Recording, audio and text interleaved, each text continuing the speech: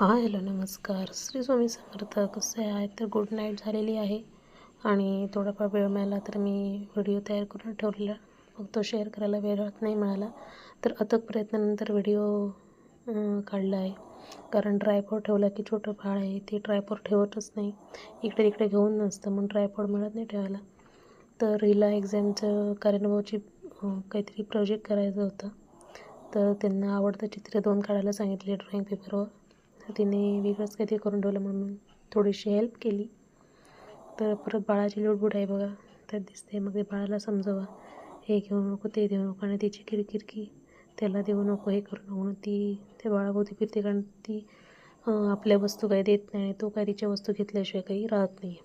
हे दोघांचं गोड असं भांडण मला सोडवताना मात्र चिडचिड होते, कारण संताप होतो आहे माझा, कारण ते ऐकतच नाही.